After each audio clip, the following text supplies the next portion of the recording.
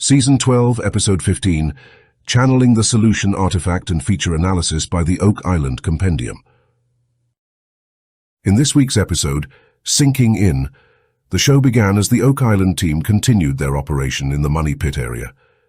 After recapping the previous week's episode, Rock Equipment's Vanessa Lucido suggested filling the TB1 caisson with water to help stabilize it and the ground around it. The team agreed with the suggestion and began the process. The focus then shifted to the North Swamp area, where the Oak Island team continued their exploration of the vicinity. At a location several yards north of the square feature, the team discovered more pieces of brick. More hand-hewn wooden stakes were found, as well as more pieces of cobble. The team observed that it seemed that the stakes lined up with previous stakes found, and the cobble was potentially connected with the cobble pathway they previously discovered. It was suggested that Dr. Ian Spooner look at these features for his opinion.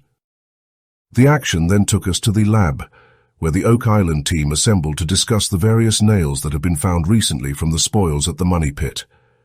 Emma scanned the nails with the XRF scanner and determined that most of them seemed to date from the mid to late 1800s SS. This would indicate that they were searcher or resident-related artifacts.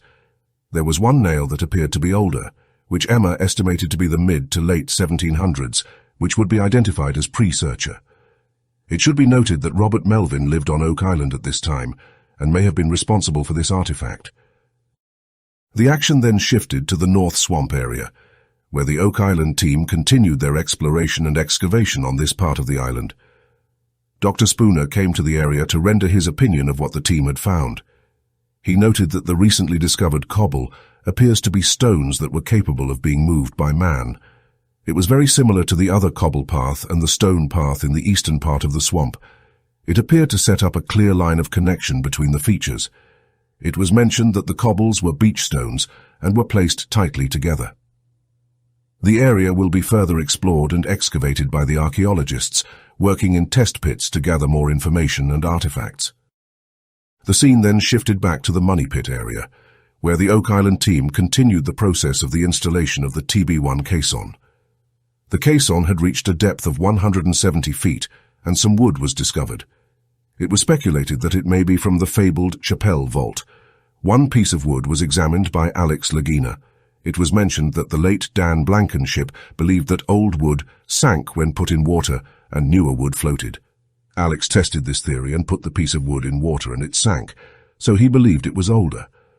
Of course, a more reliable method would be dendrochronology testing, but even that method has its questions of reliability. The action then took us to the war room, where the Oak Island team met with gemologists Jeffrey Bilgore and John W. Ford, Sr., to talk about the glass gemstone that had been found at the Lot 5 excavation area. They mentioned the date of manufacture being between 1730 to 1775, and being European, which could include England, France, Spain, Portugal, and Italy. It appeared to be an adornment that was on fabric or a coat. Aside from Jack Begley speculating about the possibilities, the experts said that a person who owned this was not the average person of the time, but someone with wealth and nobility. It was also mentioned that because of the tin around the artificial gemstone, it could have been a part of a military medal that would have been worn by a naval officer. It was immediately speculated that this could have been Duc d'Anville, although there is no legitimate evidence to suggest that he was ever on Oak Island while making his way to Halifax.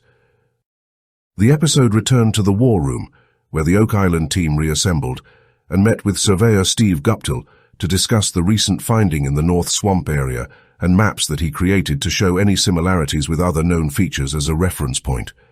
He mentioned that it appeared these features were all lining up with each other, and that the dates seemed to indicate a late 1600s to mid-1700s time frame for activity. It was mentioned that the features' activity doesn't seem to be farm-related, and that the work seemed to involve the whole island at one time.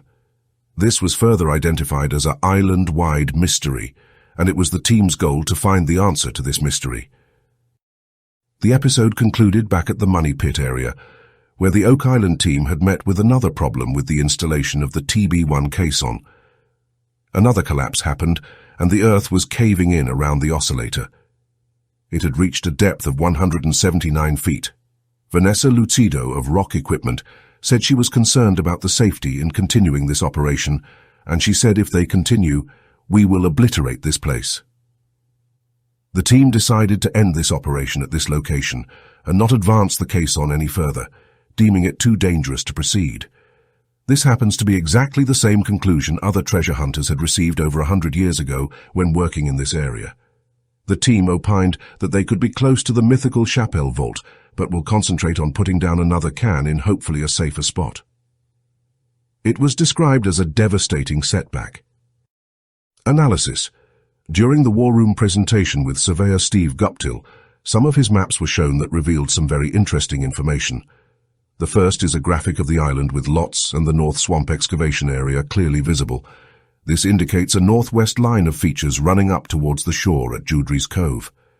This author has added 2 features to this graphic. The yellow box at the top of the picture is what Fred Nolan called a brick factory. The red box is what Fred called remains of pirate landing dock. In this author's opinion, this feature was a dock that was being used for industrial operations in the middle 1700s after Lunenburg was founded. Not only were the French living around the area at this time, but the British came to Mahone Bay and were using the island's natural resources.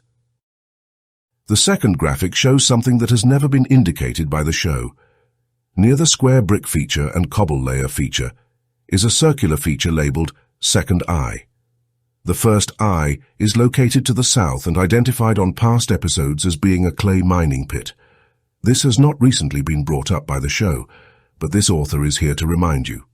If this second eye is another clay mining pit, this suggests how these features were being used. The cobbled paths were laid down in wet areas to assist in the transportation of raw materials, such as mined clay. The clay would have been used for many purposes, but one would have been the making of bricks. A lot of water is needed for this process, and Oak Island was perfect for it. Other industrial projects used Oak Island's natural resources, which included mining, tanning pelts, lime making, and etc. As more and more evidence is revealed, it seems clear that at least this part of the Oak Island mystery is solved. Please follow our weekly episode analyses during the season, along with articles from the original Compendium Blockhouse blog, and special investigations and features involving Oak Island. Feel free to reach out to us for questions, comments, information, and any theories to our email, theoakislandcompendium@gmail.com. Please visit www.theoakislandcompendium.com for this article and our other content related to the Oak Island mystery. Good day from Daniel of the Compendium.